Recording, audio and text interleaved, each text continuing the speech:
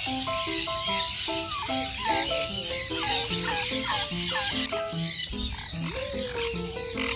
dito lang din kaya ba? Diyan po sa may Karsadang Bago.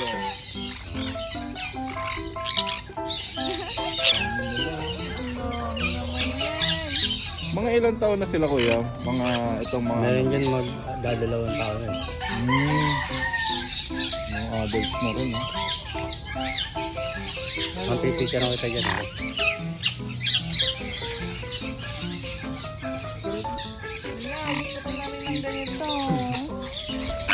Gusto niya talaga yung San Conor. Kasi sabi niya baka daw kasi sobrang laki. Oo, pinadoktor pa namin. Gumastos pa kami ng 10,000 doon. Oo. Kasi iba yung attachment kapag Gaganda ng mga mutation mo, mga red hair.